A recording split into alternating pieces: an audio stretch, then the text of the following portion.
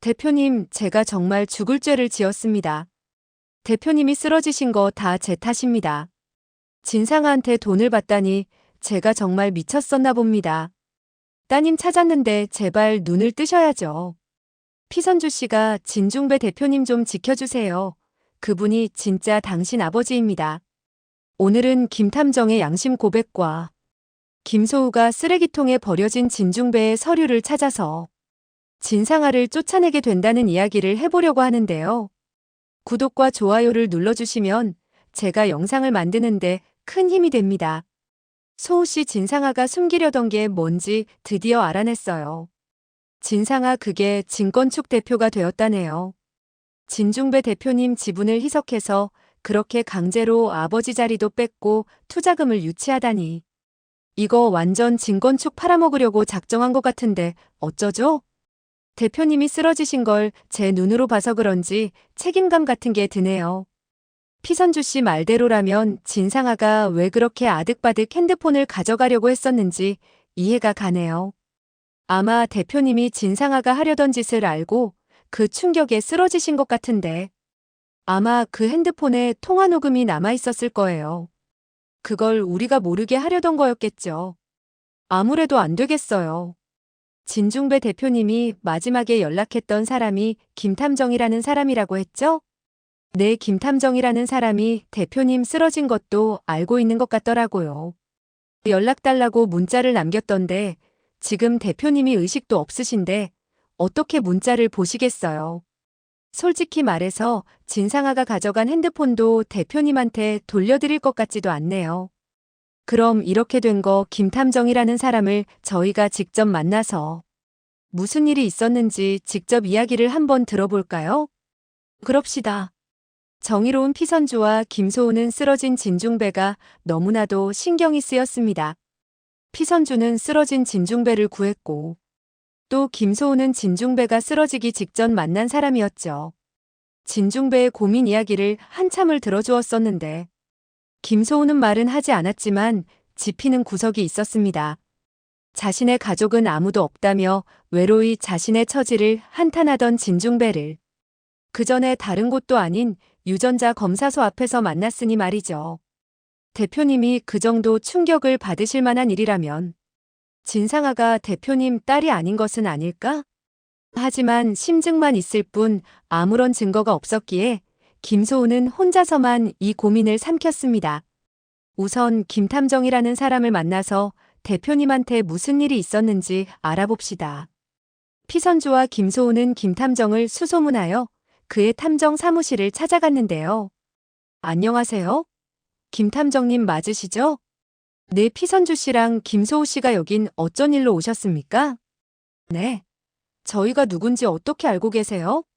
제가 탐정이니 이 정도는 기본이죠.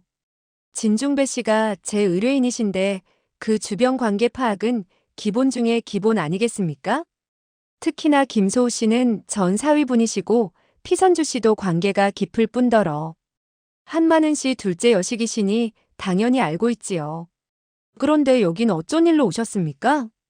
저 탐정님이 진중배 대표님께 보낸 메시지를 봤어요. 진중배 대표님은 지금 의식이 없으신 상태라서 저희가 그분이 걱정되어서 이렇게 찾아오게 되었습니다. 탐정님은 대체 그날 진중배 대표님이 왜 쓰러지신 건지 무엇 때문인지 알고 계시는 거죠? 네, 제가 그날 마지막 통화를 했으니 당연히 알고 있습니다만 대표님이 정말 그냥 쓰러지신 게 아니라 의식까지 없으신 거군요. 이건 다 제 탓입니다. 이걸 정말 어떻게 하면 좋을지. 그게 무슨 말씀이세요? 김 탐정님 때문에 대표님이 쓰러지셨다뇨? 그날 진상아로부터 거액을 받는 대가로 진중배를 속인 김 팀장은 한시도 편하게 잠든 날이 없었습니다. 자신을 믿어준 진중배를 속이고 자신의 모든 커리어와 탐정이라는 양심마저도 저버리고 돈을 선택하다니. 날이 갈수록 그날 진상아에게서 돈을 받은 것을 뼈저리게 후회하고 있던 차에 김 탐정은 진중배가 쓰러졌다는 소식을 듣게 되는데요. 피선주 씨, 김소우 씨 제발 저 좀 도와주십시오. 제 잘못된 판단으로 돌이킬 수 없는 실수를 저지르고 말았습니다. 제가 처음부터 조사한 결과를 사실대로 말씀드렸어야 했는데, 그날 진중배 대표님이 쓰러지신 이유는 진상아가 누구의 딸인지 알아버렸기 때문입니다. 누구의 딸이라뇨? 진상아는 전 부인이 낳은 진중배 대표님 딸 아닌가요? 네, 맞아요. 제가 상아 전 남편이었는데 심순애 여사님이 낳은 딸은 진추아 하나뿐인 걸로 알고 있어요. 아닙니다. 사실 진상아는 진중배 대표님의 딸이 아니라 심순애 씨가 밖에서 낳아 바꿔치기한 사생아였습니다.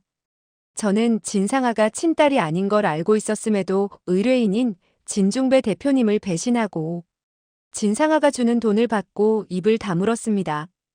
그리고 거짓된 결과를 조작하여 진상아가 친딸이라 대표님을 속였죠.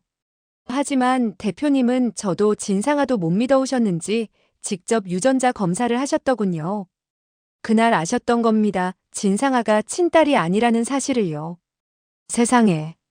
어떻게 그러실 수가 있어요. 탐정이라면서요. 그렇게 의뢰인을 배신해도 되는 거예요? 네, 저도 땅을 치며 후회하는 중입니다. 대표님이 그렇게 되셨다니 정말 죄책감에 매일매일 그날로 돌아가 진상아가 받은 돈을 돌려주고 싶은 심정입니다. 아니, 그럼 지금이라도 사실을 밝히셔야죠. 지금 진상아가 진건축 대표대행 된 거 모르세요?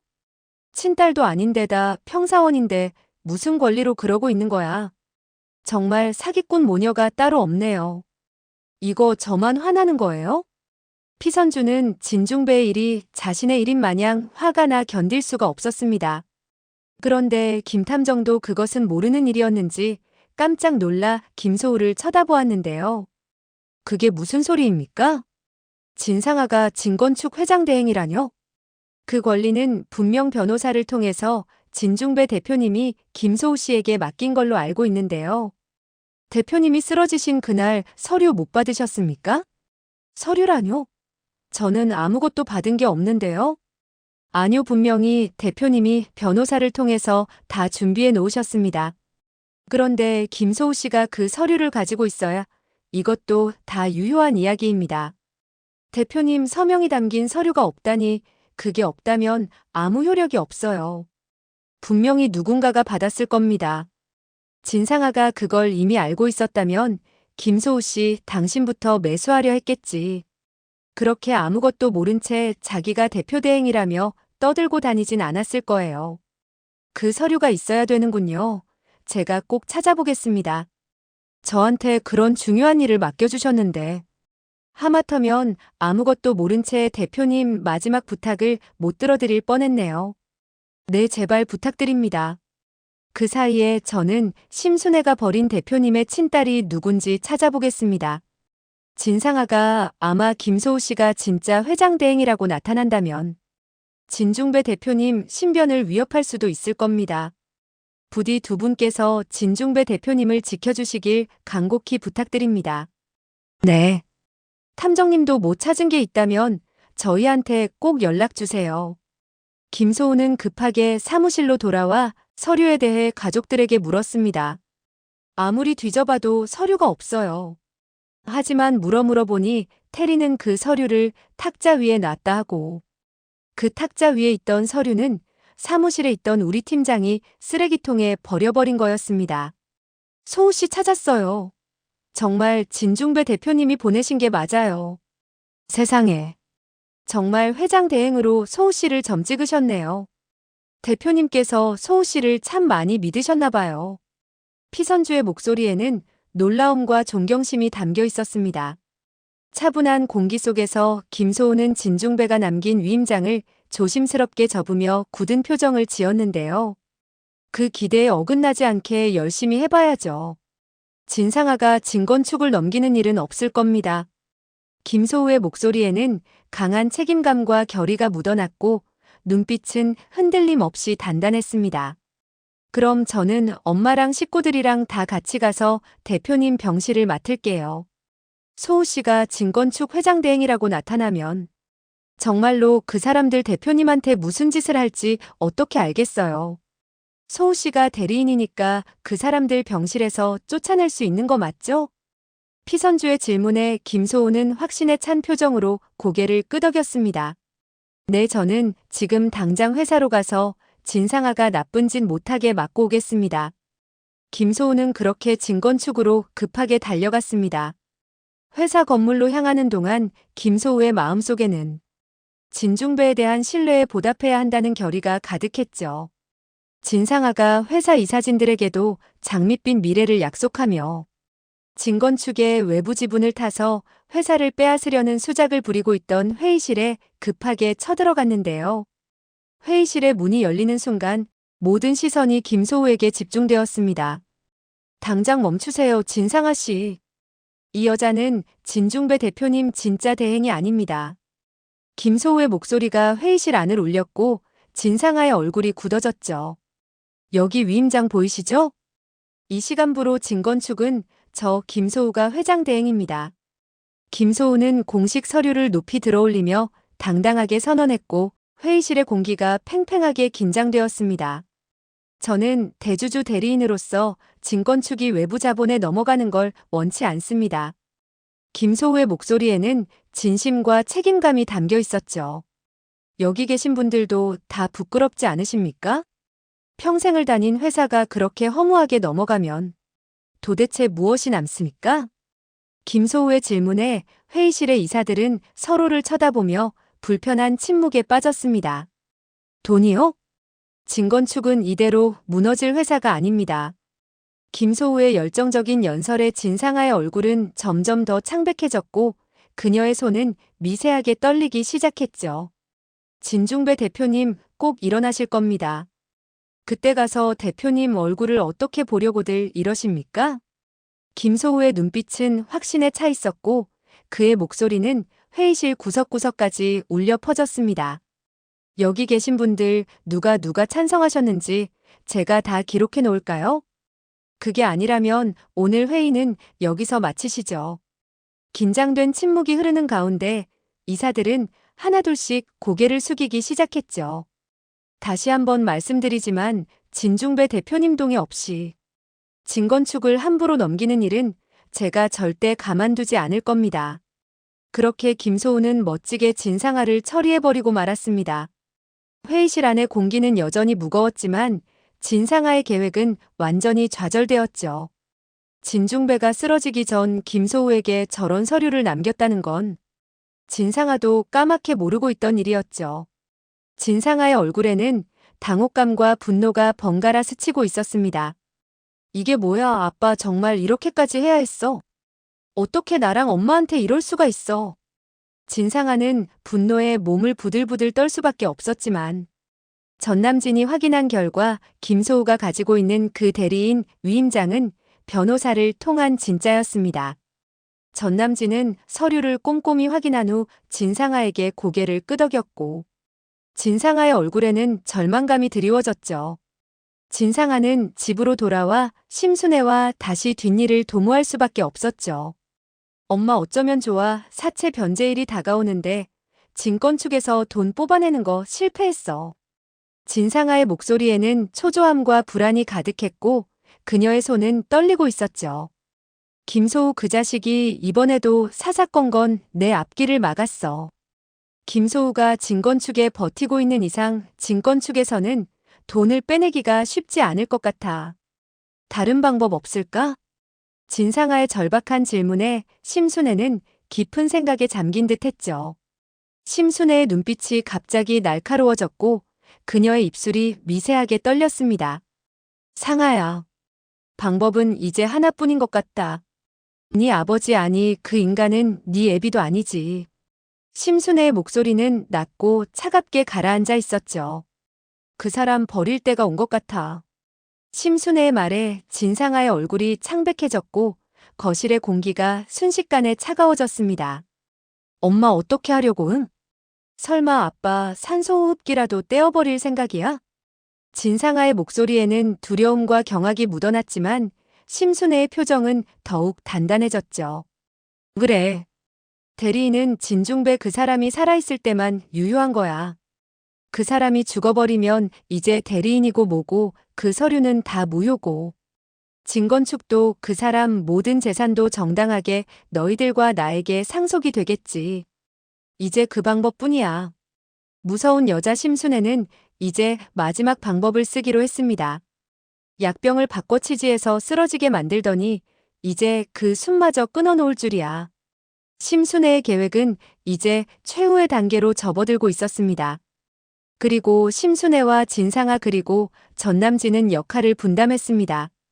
어두운 방 안에서 세 사람의 그림자가 길게 늘어졌고 그들의 목소리는 더욱 낮아졌죠. 자네는 밖에서 망을 보게. 그리고 상아 너는 내 알리바이를 만들어줘야겠어. 심순애의 지시에 진상아와 전남진은 묵묵히 고개를 끄덕였고 그들의 얼굴에는 어두운 그림자가 드리워졌습니다. 세 명의 나쁜 빌런들이 작당 모의를 하는 동안 피선주는 김탐정으로부터 한 통의 전화를 받았습니다. 병실에서 진중배를 지키고 있던 피선주의 얼굴이 전화를 받는 순간 긴장으로 굳어졌죠. 피선주 씨 정말 죄송합니다. 진중배 대표님 꼭 좀 지켜주십시오. 김탐정의 목소리에는 절박함과 두려움이 묻어났고 피선주의 심장은 불안하게 뛰기 시작했습니다. 아니 김탐정님 왜 그러세요? 무슨 일이 또 있는 거예요? 피선주의 목소리가 떨렸고 눈빛에는 걱정이 가득했는데요. 친딸 찾으신다고 하시더니 무슨 일 있는 거면 저한테 말씀을 해주세요. 피선주의 간절한 요청에도 전화기 너머로는 흐느끼는 소리만 들려왔습니다. 전화기 너머로 김탐정의 우는 소리가 들리자 피선주도 당황하고 말았죠. 피선주 씨 그분이 당신 친아버지입니다. 진중배 대표님 전 부인이 낳은 아기. 김탐정의 떨리는 목소리가 전화기 너머로 전해졌고 병실의 공기는 순간 얼어붙은 듯 했습니다. 심순애가 진상아와 바꿔치기한 진짜 친딸. 그게 피선주 씨라고요. 믿기지 않는 진실이 폭포수처럼 쏟아지자 피선주의 얼굴은 창백해졌고 그녀의 손은 미세하게 떨리기 시작했는데요. 심순애가 한마는 씨 미용실에 피선주 씨를 버리고 갔다는 걸 방금 확인했습니다. 피선주는 병실에 누워있는 진중배를 바라보며 충격에 빠진 표정으로 마음을 진정시키려 애썼죠. 그게 정말이에요? 에이 말도 안 돼요. 피선주의 목소리에는 혼란과 불신이 뒤섞여 있었습니다. 저는 엄마도 있고 비록 한 번도 만난 적은 없지만 아버지도 계신걸요? 저희 아버지가 그럼 피수일이 아니라 진중배 대표님이라니. 그게 어떻게 말이 돼요? 피선주의 목소리는 점점 더 떨리기 시작했고 그녀의 시선은 자신이 지키고 있던 병상의 진중배에게 고정되었습니다. 어머니께 한번 여쭤보십시오. 피선주 씨가 정말 친딸인지 말입니다.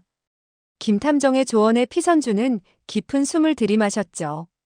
네, 일단 끊어보세요. 전화를 끊으며 피선주의 손은 여전히 떨리고 있었고 그녀의 마음속에는 수많은 의문이 소용돌이쳤습니다. 피선주는 한마는과 함께 진중배를 지키겠다며 병실에 들어와 있었고 전화를 끊고는 한마는에게 설마하며 김탐정이 했던 말을 이야기했습니다. 병실의 공기가 무거워지는 가운데 피선주는 한마는에게 조심스럽게 다가갔죠. 엄마 혹시 나 주워 왔어? 어떤 사람이 내가 엄마 딸이 아니라 심순애 아줌마가 진상아랑 바꿔치기 한 딸이래. 이게 무슨 소리야? 엄마가 내 친엄마가 아니라니 어이가 없어가지고. 피선주는 웃으려 했지만 한마는의 굳어진 표정을 보고 웃음이 얼굴에서 사라졌죠. 선주야. 한마는의 목소리는 떨리고 있었고 그녀의 눈에는 복잡한 감정이 교차했습니다. 엄마 왜 그래? 왜 말을 못해? 설마 아니지? 선주야 지금까지 말 못해서 미안하다. 사실 미주만이 아니라 너도 내가 낳은 자식이 아니야. 그런데 나는 몰랐다. 네가 감쪽같이 네 아버지가 밖에서 낳아온 자식인 줄 알았어. 한마는의 목소리는 낮고 떨리고 있었고 눈빛에는 오랜 세월의 의문이 담겨 있었죠. 신생아가 쪽지랑 함께 집 앞에 놓여져 있었는데 그 쪽지마저 거짓말이었던 모양이다. 한마는의 얼굴에는 분노와 슬픔이 교차했습니다. 심순애 이 괘씸한 인간 어떻게 그런 거짓말을 할 수가 있어. 나는 너를 내 친딸이라 생각하고 많이 사랑했지만 어디 밖에서 딸을 낳아놓고 나보고 키우라 하는지. 피수일 그 인간이 원망스러웠는데 그게 아니었다니.